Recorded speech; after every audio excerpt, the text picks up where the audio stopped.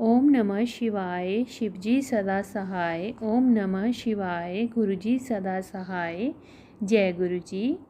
गुरुजी के चरणों में शत शत कोटि कोटि प्रणाम। जय गुरुजी संगत जी। आज गुरुजी की कृपा से मैं गुरुजी की किताब दिव्य आवा, जो हमारे लिए सबसे बड़ा गुरु ग्रंथ है, पढ़ने जा रही हूँ। आप सब संगत जी भी सुनिएगा। जय गुरुजी। शुक्राना गुरुजी। गुरु अनुकंपा संपूर्ण परिवार पर। इस ग्रह पर सबसे कठिन कार्य गुरु जी के साथ अपने अनुभवों को शब्दों में पिरोना है। उनको देखने या मिलने का कोई पर्याय नहीं है। उसके पश्चात ही आपको अनुभव होता है कि वे कौन हैं और उनमें कितनी अभूतपूर्व प्रतिभाएं हैं। परंतु उनके दर्शन सरल नहीं हैं। वह तो उनके नियत करने पर ही संभव है। अनेक बार उनके दर्शन करने की बनी बनाई योजनाएं सफल नहीं हो पाती हैं। इसके विपरीत यदि वह चाहें तो वे आपको कहीं से भी बुला लेते हैं। मुझे दोनों ही अनुभव हुए हैं। गुरुजी का भक्त बनने के कुछ दिन उपरांत ही मैंने अपनी अनुभूतियों को अपने उन मित्रों से उल्लेख किया जिनके साथ मैं प्रतिदिन 18 से 20 घंटे बिताया करता था। उन सबको ये सुनकर बहुत अचंभा हुआ और उन्होंने गुरुजी से मिलने की आकांक्षा व्यक्त करी। उनकी इच्छा के अनुरूप और मेरी उनको गुरुजी के दर्शन कराने की चाहत किसी न किसी कारणवश 6 माह तक टलती रही। वह दर्शन करने में असमर्थ रहे। अंततः जब ये संभव हुआ तो अपने जीवन के हर पुष्ट पर गुरुजी की दया पाकर वह अति कृतार्थ हुए। अंततोगत्वा गुरुजी ही अपने पास बुलाते हैं। इसे एक दिन गुरुजी ने परोक्ष में कर दिखाया। मैं बाहर जहाँ पर वाहन खड़े किए जाते थे, अपने एक मित्र की प्रतीक्षा कर रहा था। एक कार वहीं पर आकर धीमी हुई और ये सोचकर कि मेरा मित्र इसी कार में है, मैंने उसे एक खाली स्थान का मार्ग दिखाया। तब मैंने देखा कि उसमें मेरा मित्र ना होकर एक नव दंपति यात्रा कर रहे थे। उन्होंने शालीनता से प्रश्न किया कि क्या यही नशा रेस्तरां के लिए कारें खड़ी करने का स्थान है। मैंने क्षमा याचना करते हुए उन्हें बताया कि वे स्थान तो इसी मार्ग पर कुछ और दूरी पर है। ये स्थान संगत की कारें खड़ी करने के लिए है और मैं वास्तव में अपने एक मित्र की प्रतीक्षा कर रहा था। इस संवाद के पश्चात वे दोनों अपने मार्ग पर आगे चले गए। थोड़ी देर में ही वे दोनों वापस आए और उन्होंने जानना चाहा कि क्या वे गुरुजी के दर्शन कर सकते हैं। मैं भौंचक्का रह गया। ये नव दंपति अपनी सुनियोजित संध्या एक आमोद प्रमोद के स्थान पर ना बिताकर एक गुरु के मंदिर में व्यतीत करना चाहते हैं, जिनके बारे में मैं अभी कुछ मिनट पहले ही सुना था। उन्होंने गुरुजी के दर्शन का लाभ उठाया और बहुत संतुष्ट होकर गए। गुरुजी किस प्रकार से अपने भक्तों को अपने पास बुलाते हैं। गुरुजी के संरक्षण में जब से मैंने गुरुजी के पास आना प्रारंभ किया, हर दर्शन एक विशेष आनंद होता है। उनके यहाँ पर बिताया हुआ समय उस दिन और जीवन का सबसे रोमांचक काल होता है। गुरुजी बहुत कुछ देते हैं। उस लंबी सूची में उनका संरक्षण भी है। गुरुजी की छाया में प्राप्त सुरक्षा अनुपम है। ये मेरे कई अनुभवों से सिद्ध होता है। हमें गुरुजी के पास आते हुए कुछ मास ही हुए थे जब मुझे एक दिन अत्यधिक ज्वर हो गया। यद्यपि मैं औषधि कम ही लेता हूँ, उस दिन मुझे एक अति प्रबल औषधि लेनी पड़ी, परंतु ना उससे लाभ हुआ ना ही माथे पर गीला कपड़ा रखने से। मेरी माँ ने तब मुझे अपने पास रखने के लिए गुरुजी का एक चित्र दिया। उस चित्र को रखते ही मेरा ज्वर कम हो गया और तापमान सामान्य स्तर पर पहुँच गया। गुरुजी के चित्र ने मुझे तुरंत लाभ पहुँचाया था। एक बार महाविद्यालय में मुझे अचानक ही तीव्र पेट दर्द आरंभ हो गया। उसने साथ ही मुझे उल्टी भी हुई और जी मचलाना भी आरंभ हो गया। जब तक मेरे मित्र मुझे लेकर घर पहुँचे, मेरे पिता गुरुजी के जहाँ जा चुके थे। मेरे 2 मित्रों ने मेरे पिता के वापस आने तक रुकने का निर्णय लिया और मेरी लगातार बिगड़ी स्थिति देखकर उन्होंने मेरे पिता को फ़ोन किया।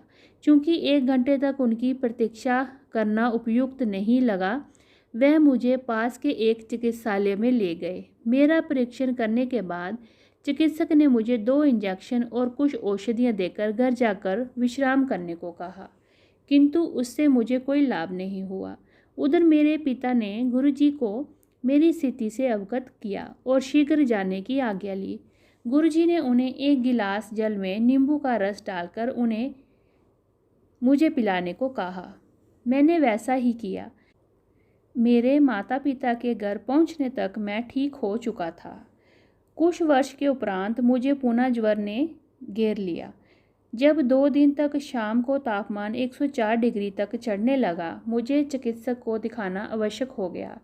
एक चिकित्सक ने कुछ औषधियाँ दी। उनसे लाभ न होने पर कुछ परीक्षण भी करवाए, पर उनका परिणाम अनिर्णित रहा। एक अन्य चिकित्सक ने औषधियों में परिवर्तन किया, पर उससे भी कोई सुधार नहीं हुआ। अंततः 1 सप्ताह बाद मेरे पिता ने गुरुजी को बताया तो उन्होंने कुछ अभिमंत्रित हरी मिर्चें दी। उनका सेवन करते ही कुछ घंटों में ज्वर, जो औषधियों से नहीं उतर रहा था, मिट गया। गुरुजी की दया के अतिरिक्त और किसी से ये संभव नहीं था। वाहन में रक्षा।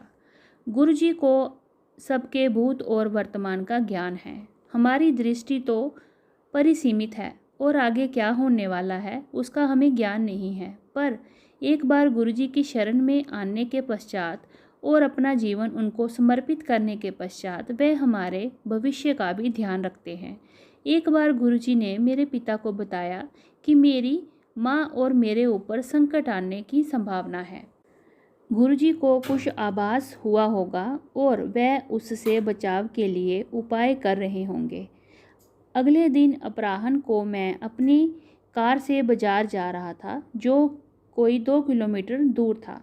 मार्ग में ही एक बड़ा सा चौराहा था। उसे पार करते हुए मेरे बाईं ओर से आती हुई एक मोटरसाइकिल ने जोर से कार को मारा। कार को ऐसा झटका लगा कि वह फिसल कर मार्ग के बीच में बने हुए विभाजक पर जा टकराई। मेरे ऊपर कांच के छोटे छोटे टुकड़े टूटकर बिखरे हुए थे। मैंने जब सामने के कांच को देखा तो वह साबुत था। फिर मुझे आभास हुआ कि वे टुकड़े खिड़की के टूटने से बिखरे थे। मैं उतरकर मोटरसाइकिल के पास गया तो उपस्थित भीड़ मेरे साथ सांत्वना कर रही थी। यद्यपि मैं बड़ी गाड़ी चला रहा था। मैंने चालक के नंबर लिए। उसके कुछ मित्र आकर उसे ले गए। मैंने भी आगे जाने का निर्णय लिया। मुझे लग रहा था कि कार शुरू नहीं होगी, पर पहली ही बार चाबी घुमाने से वह चालू हो गई। मैंने बाजार जाकर अपना कार्य पूरा किया। जब घर पहुंचकर मैंने स्नान किया तो देखा कि मुझे एक खरोंच तक नहीं आई थी। गुरुजी की दया से कांच के टुकड़े ने मुझे कहीं कोई चोट नहीं पहुंचाई थी। उस संध्या को जब हम एक संबंधी की कार में गुरुजी के पास पहुंचे तो गुरुजी ने मेरे पिता को कहा कि वे चिंता ना करें, केवल कार ही क्षतिग्रस्त हुई है और ये ध्यान देने के योग्य है कि बेटे को कोई खरोंच तक नहीं लगी है। कार को देखकर कोई ये विश्वास नहीं कर सकता था कि उसके चालक को कोई चोट नहीं लगी है। कार को बहुत अधिक नुकसान हुआ था। उसका पूरा बायां हिस्सा बदलना पड़ा और उसको ठीक होने में 1 सप्ताह का समय लग गया। केवल गुरुजी ही मुझे ये 100% सुरक्षा दे सकते थे। शीत ऋतु में एक संध्या को गुरुजी के यहाँ जाते हुए जब मैं कार चला रहा था, अचानक ब्रेकों ने काम करना बंद कर दिया। यदि ये नोएडा से दिल्ली जाते हुए व्यस्त यातायात में हुआ होता तो निश्चित ही घातक होता, पर यह घटना एक लाल बत्ती पर हुई जब कार बहुत धीमे थी। आधे मार्ग तक आ जाने के बाद हम ना तो वापस जाकर कोई और व्यवस्था करने की स्थिति में थे, ना ही आगे बढ़ सकते थे। उस समय शाम के 7:30 बज रहे थे। अंधेरा हो गया था और ठंडा मौसम होने के कारण किसी मैकेनिक के मिलने की आशा भी बहुत कम थी। परंतु हमें एक मिस्त्री मिल गया जो घर जाने वाला था और उसने सहायता भी करी। कार की बैटरी से बत्ती लगाकर वह कोई आधा घंटा दोष ढूंढने में विफल प्रयास करता रहा। अंत में मेरी बहन आरती ने गुरुजी से विनती करी जिससे हमें उनके दर्शन में और देरी ना हो। ठीक उसी समय कार में दोष का पता लग गया। शीघ्र ही कार ठीक हो गई और हम गुरुजी के दर्शन की राह पर चल पड़े। जब हमने गुरुजी के दर्शन के लिए जाना आरंभ किया था तब मैं कार चलाना सीख रहा था, पर कभी भी नोएडा की सीमा को पार नहीं किया था। अतः मेरे पिता दोनों दिशाओं में कार चलाते थे। ये नोएडा और दिल्ली के यातायात में एक दिशा में 20 किलोमीटर से अधिक का मार्ग था। उनको एक बार कार्यवश चंडीगढ़ जाना पड़ा और हमारे पास उनके पास जाने तक गुरुजी के पास जाने का कोई विकल्प नहीं था। मैं हिचक रहा था और माँ और बहन के प्रोत्साहन पर जब मैंने पिता से अगले दिन गुरुजी के पास कार में जाने की आज्ञा मांगी तो उन्होंने तुरंत हामी भर दी। अगले दिन जब मैं माँ और बहन के साथ कार निकाल रहा था तो हमें जहाँ बहन बैठी हुई थी अचानक गुरुजी की उपस्थिति का आभास हुआ। उस दिन जब तक मैं कार चलाता रहा गुरुजी की उपस्थिति बनी रही। लौटते हुए भी यही हुआ।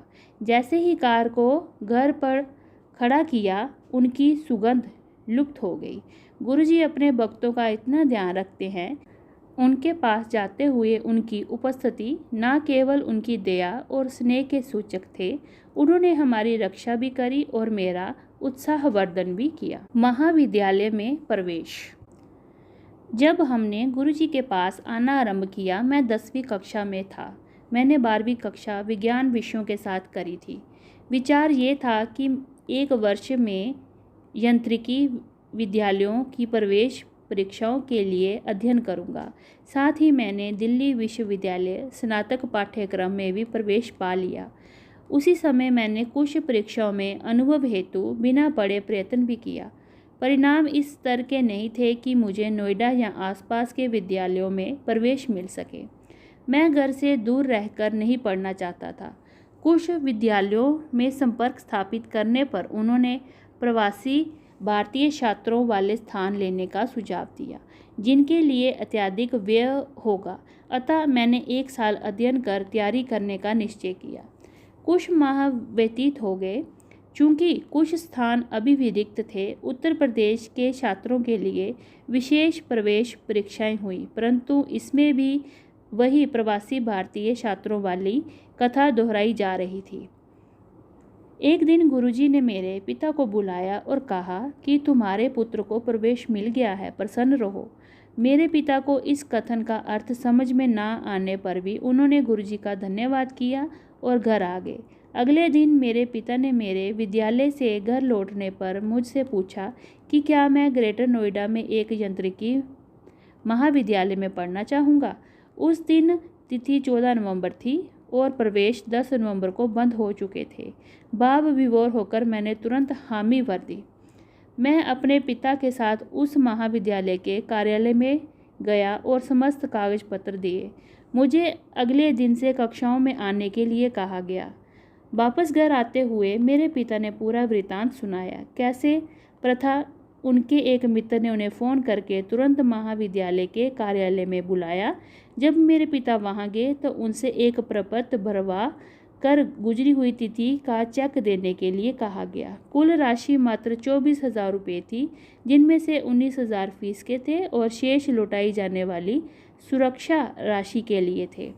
उस स्थान पर सबसे कम व्यय था और हमें घर पर बुलाकर प्रवेश दिया गया था। तब मेरे पिता को गुरुजी के कथन का अर्थ समझ आया। ऐसी है गुरुजी की माया। मित्रों पर गुरुजी की अनुकंपा। प्रत्येक व्यक्ति जो गुरुजी के पास आता है उसे गुरुजी की अनुकंपा किसी रूप में अवश्य प्राप्त होती है। आशीष, योगेश और मुकेश मेरे अच्छे मित्र हो गए थे। कुछ प्रारंभिक बाधाओं के पश्चात उनको गुरुजी के दर्शन हुए, उनके कमल चरणों में स्थान मिला और कुछ अद्भुत अनुभूतियाँ हुई। हमारे महाविद्यालय में छमाही सत्र होते थे। अनुत्तीर्ण होने पर 1 वर्ष के अंतराल पर पुनः उस सत्र की परीक्षा दे सकते थे, परंतु यदि उत्तीर्ण होने के लिए 10 अंकों तक की आवश्यकता होती थी वे दे दिए जाते थे। योगेश के 11 नंबर कम थे, अतः नियमानुसार उसे 1 वर्ष की हानि होती। 1 माह उसे बहुत परेशान रहना पड़ा क्योंकि उसे अगली कक्षा में आने की अनुमति नहीं मिली। एक दिन उसने गुरुजी से सहायता के लिए प्रार्थना करी और ऐसा करते करते सो गया। जब वह सोकर उठा तो वह अपने स्वप्न को लेकर प्रसन्नचित्त पर असमंजस में था। उस समय उसने हमें कुछ नहीं बताया।